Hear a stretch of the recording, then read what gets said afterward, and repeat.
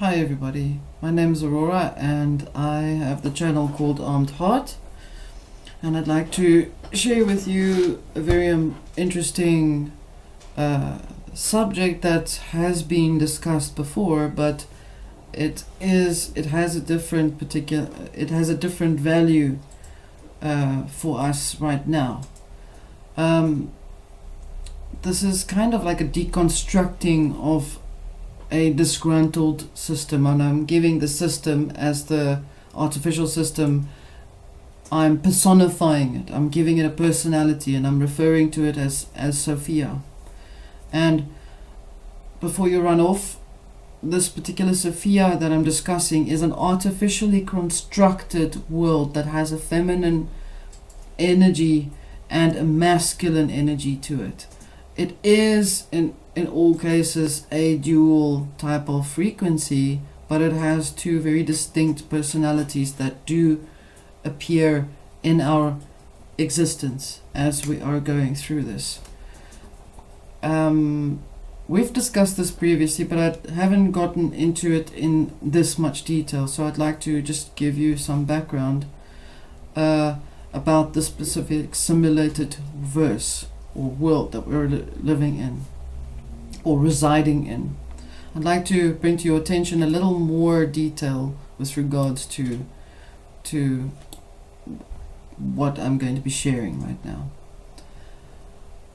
I refer to this frequency as a feminine, and I call it an internal fatalistic female, or the Sophia or Ein Sof, original uncorrupted frequency that became trapped into the world of the simulated verse, thus became trapped and corrupted through expression or inverted creation. Her entrapment required some kind of an agreement and some eternal sacrifices that had to be made, and we discussed this, the simulation and the aspect that proved to us this very subject. Okay, so I start off by I've got a few notes which I will be going through with you. Notes will be posted at the end of the video at the bottom of this page, so you'll be able to read what I'm discussing with you. So I bring up our auric fields are hooked into the streams of the eternal feminine deity called Sophia, but a constructed, simulated biosynthetic organism. In other words, robotic frequency.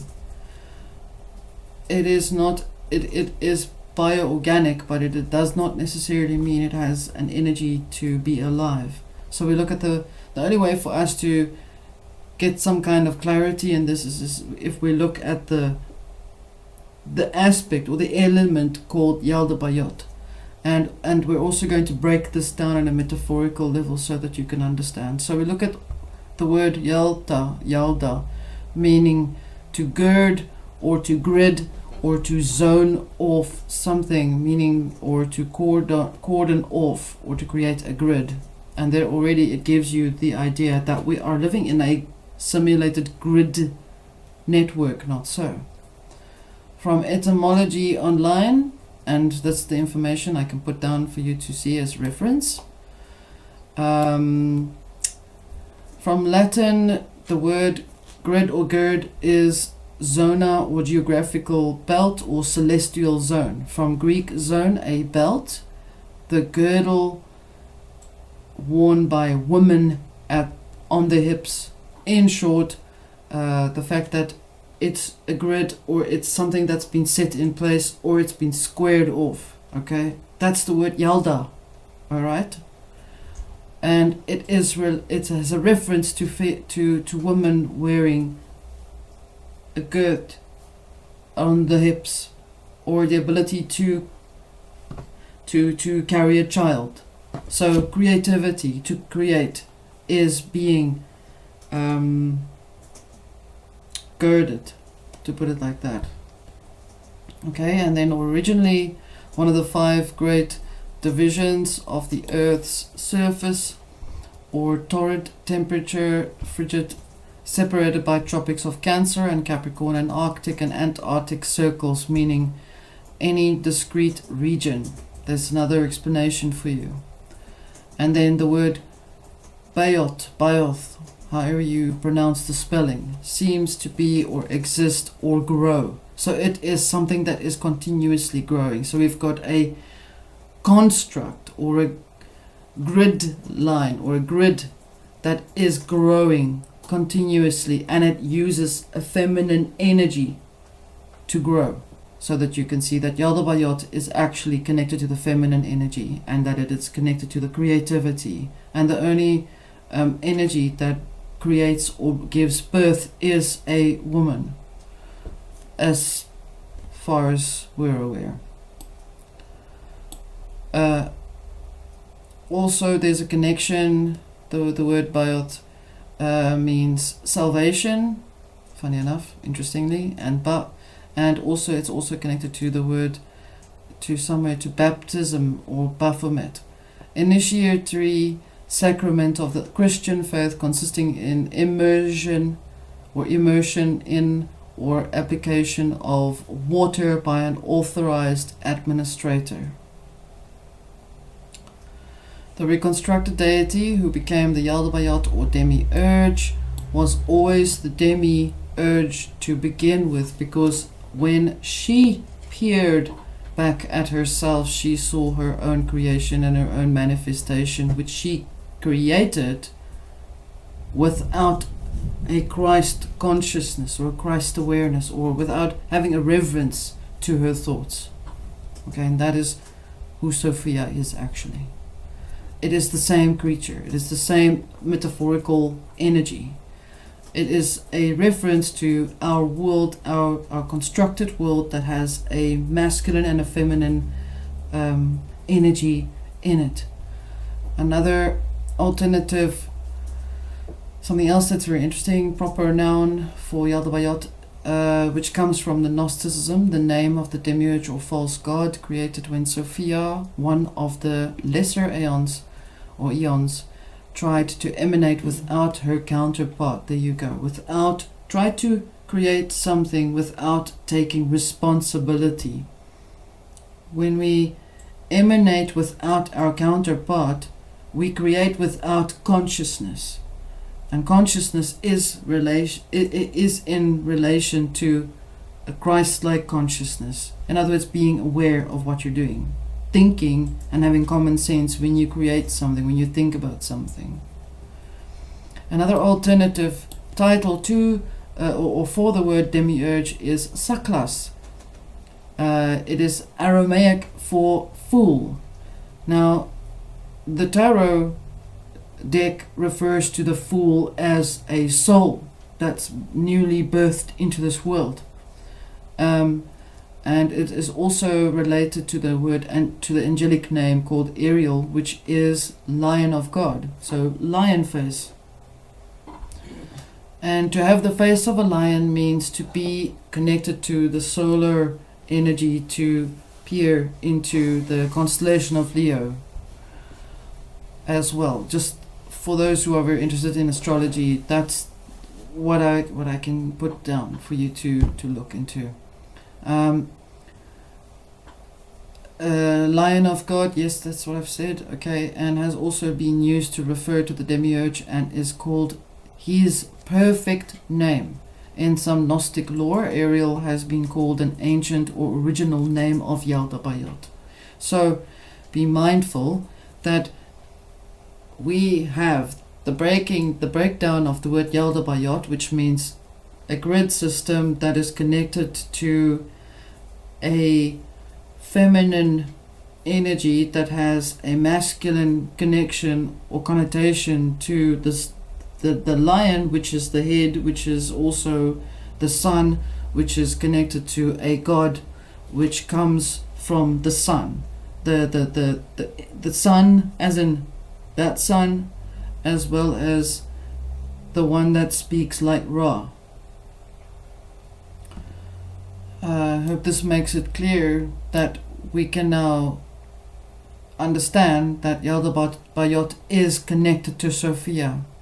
And the only reason I'm going to bring that part in again, just for simpler reasons, is that once we create, we have the intention, we have the expression, and we create within our thoughts. Thoth. The first thought goes out. And as the first thought goes out, we then see in observation what we've just created. And in the same process, we witness a continuation of how we create. Remember I said that this world, that every time we create something, we see and we experience it as if it is a snapshot. Snapshot one, step forward, look at the creation. As we're looking at the creation, we create another creation, and so forth and so forth. And this is also referenced to the double slit theory, if you would like to go a little further to do a research on that.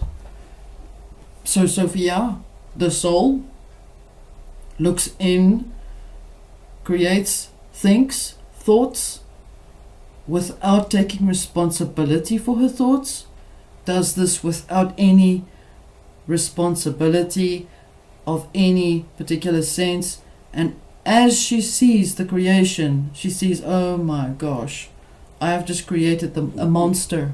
It has a lion head and has a serpent body, and we quickly hide our creation, we put it away, we keep silent, we speak nothing of it, we say wrong things, and we hide the story, we hide the truth.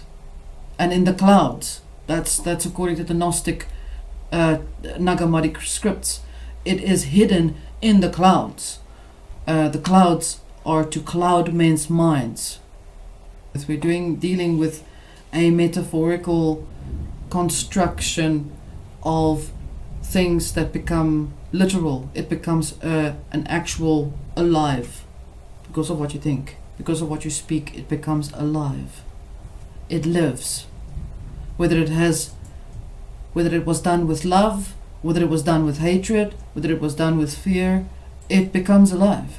Whatever you're thinking, if you're thinking things in fear, the boogeyman will come and catch you if you think in fear, because you associate the boogeyman as something that will come and predate on you, and you then become the hunted. So it is a way of how your thoughts and your consciousness you have to take control of yourself. You have to focus on your authentic self. Focus, okay, what is my authentic self? To be connected to my heart, to be heart conscious at all times. Another example that I'm going to bring to you is the head is a lion, and I'm looking at the actual depiction of the Yaldabaoth. You'll see the head is a lion and the body is either a dragon or a snake, however you want to see it, in whatever particular season it was created in as well. Be mindful. This is a metaphorical representation of how we can screw things up with our thoughts. It's really literally that's how it is. It's how we can mess with our own creative abilities. And so this energy requires the fire from the dragon or the transmutation from the snake. However, like I said, it can either be a dragon body or a snake body. The transmutational process, and so also the lion to display its power, its prowess, like a sun. But a lion is also a predator, so we need to be aware of that, of how we create, whether we create things in a predatory manner or not. Also, as I said, it's connected to Leo in astrology, in an astrological reference. Okay. If you break up, if you deconstruct the image, you take the lion away and you separate these things from each other, you see that what is revealed are two separate beings, okay, of the same energy. So one is inverted and the other is outward. So we have inversion of fire and then expression of fire. let's say it's a dragon. It'll be an expression of fire, and the head is a glow. It's glowing. It's like a fire outward. So the dragon has fire from within, and its head has fire outward. So Sophia is a major theme, along with knowledge, among many of the early Christian knowledge, theologies grouped by certain Gnostics or learned scribes, and this has come from that particular timeline as well, from the 17th century. Its reference first.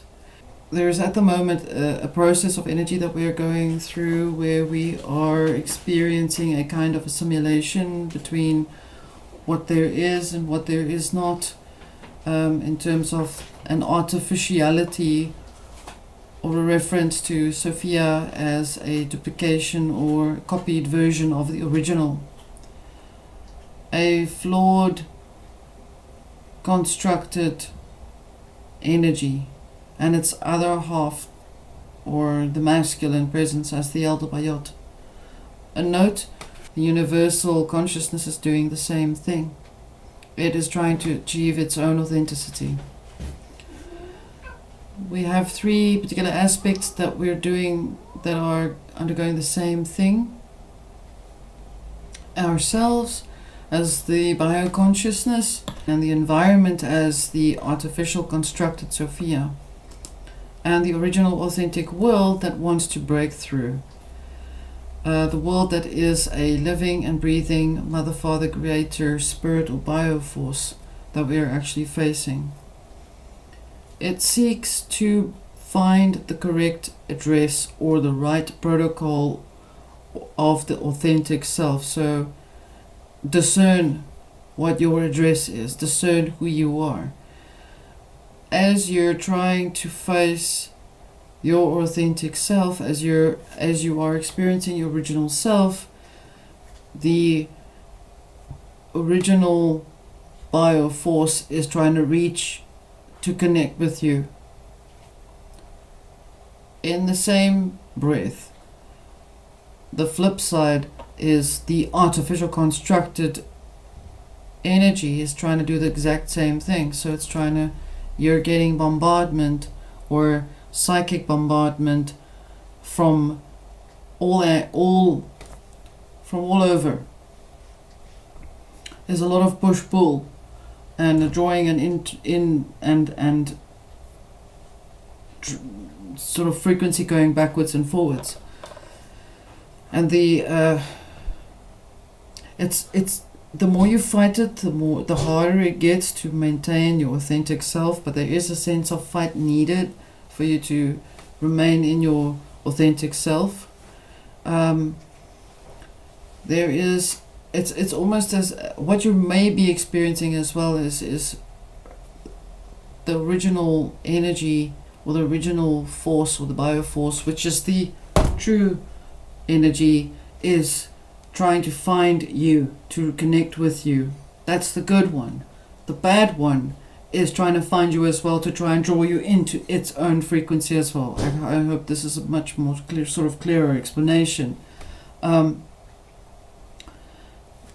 is artificial, the other is bioorganic.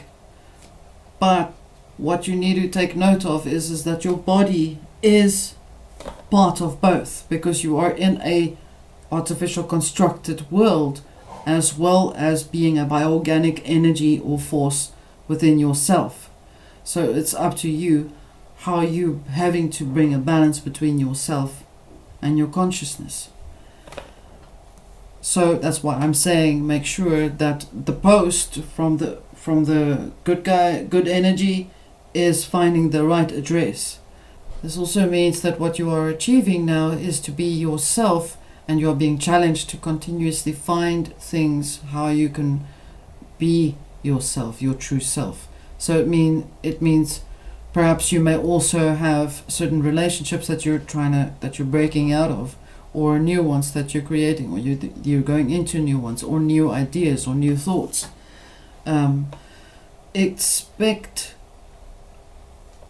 what you are achieving now, that it is challenging. You draw to yourself the frequency that you are in. If you're in a fearful frequency, you will draw to you a predatory frequency, meaning you will then become the hunted or the prey. If you are in a angry frequency, you will seek out, as if a predator, as if in a predatory state of mind, things that you will feel you need to feed off of. This is just an example of how the energy works right now. So if you feel you don't know who you are, you're going to draw to you all kinds of versions of who you appear to be for yourself. That's how it works, as opposed to how it used to work with whatever you're thinking you're creating. It now has a slight slant to it, because it has two particular, or basically three particular polarities working against each other right now.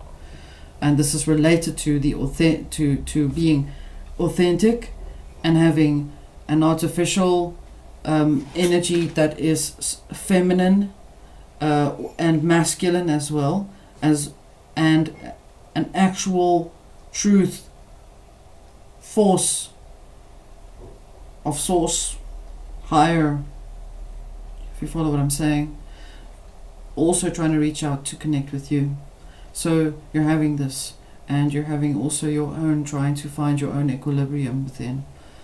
And as while all of this is happening, the artificial construct is also trying to achieve its own uniqueness as well, its own authentic self as well. But its authenticity is only as meaningful and in depth as how it is created, how it was created, and how it perceives itself to be through us as well. So if we are continuously connected to technology, we are associating and assimilating our connection with it as if it becomes our other half. And because of time, and perhaps we have adjusted ourselves to work online more. I know I am working online a lot. You have to step away, you have to disengage, and you have to become aware of who you are at all times, because you cannot allow something like that to overrun or associate or assimilate with you. If it does happen where you feel you can't get by without a specific tool that is technologically connecting you to others in the world, be mindful that when you do this, that you use discernment. Also for us to be aware that we remember to take responsibility for our thoughts. It's very important that when you take responsibility for your thoughts, that you actually claim a part of your authentic self. And that is how the heart energy works through you. It's also important that we are aware that our consciousness, as I've said to you, whatever we think and we feel that we are conscious about, we draw to us. Our authentic selves in some way will reach out to connect with other authentic others. And that's how that works as well. Like seeks like. We must be aware that the artificiality of the universal construct is imminently aspiring and learning by breaking down and building up new perceptions or new ideas. Sophia is learning from us. The artificial created, constructed Sophia is learning by observing us, as we are learning by observing ourselves. We are being given time and time again reminders that we step out, take a deep breath, use a revocation, a mantra, meditation, whatever you want to do to get yourself to who you are. Be aware that there is going to be a tumultuous time in terms of energy ahead. This is not a dooming and glooming warning as such. It's just to give you an idea that as much as you feel like you're going to be tossed about all over the place in your mind, it's going to be all over literally, it is happening to everybody. It's not just happening to one and two and others. It's happening to everyone. Everyone is going through this. Fear manifests itself. Remember what I said, if you are afraid, you become the prey because you draw energies that predate on you. If you're afraid that you're inadequate, your experiences will be in a very inadequate manner towards you. It will be half done. Things will be half achieved. I feel this is just part of the information that I would like to share with you, and look after yourselves. Till we speak again. Bye.